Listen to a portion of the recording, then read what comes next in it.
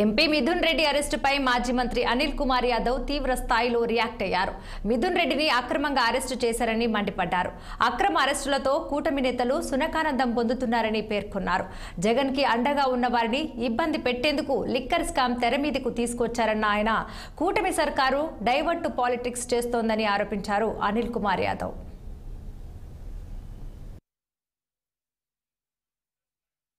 నాయుడు గారు కూటమి ప్రభుత్వం వచ్చిన తర్వాత కేవలం ఈ రాష్ట్రంలో ఒక కక్షపూరితమైన రాజకీయాలు, వైఎస్ఆర్ కాంగ్రెస్ పార్టీని జగన్మోహన్ రెడ్డి గారిని ఏదో విధంగా ఇబ్బంది పెట్టాలా అనే ఒక ప్రక్రియ తప్ప ఎక్కడ కూడా కనీసం సంక్షేమం కానీ అభివృద్ధి కానీ జరగట్లేదు.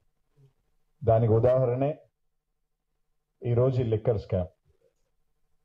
ఈ లిక్కర్ స్కామ్ తీసుకొచ్చి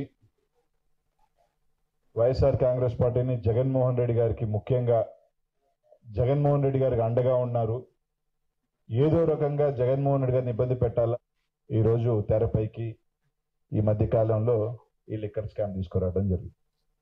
ఈ రాష్ట్రంలో కూటమి ప్రభుత్వం వచ్చిన తర్వాత 13 నెలల్లో ఈరోజు జగన్మోహన్ రెడ్డి గారు చేస్తున్న ప్రజా పోరాటాలు కావచ్చు, ఈరోజు 13 నెలల్లోనే ఈ ప్రభుత్వం మీద, ఈ కూటమి ప్రభుత్వం వస్తున్న వ్యతిరేకత కావచ్చు, ఇవన్నీ కప్పిపుచ్చుకునేదానికి జగన్మోహన్ రెడ్డి గారు ఎక్కడికి వస్తున్నా కూడా వస్తున్న ప్రజాదరణ చూసి కావచ్చు, జగన్మోహన్ రెడ్డి గారిని ఏదో విధంగా అణిచివేయాలి, జగన్మోహన్ రెడ్డి గారు చుట్టుపక్కల ఇబ్బంది పెడితే పార్టీ దెబ్బతింటుంది అని ఒక సునకానందంతో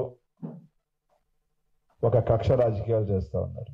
ఈరోజు ఈ లిక్కర్ స్కామ్ చూస్తే ఫస్ట్ ఏమో 50,000 కోట్లు అన్నారు, తర్వాత ఏమో 30,000 కోట్లు అన్నారు, తర్వాత ఏమో 20,000 కోట్లు అన్నారు, తర్వాత 3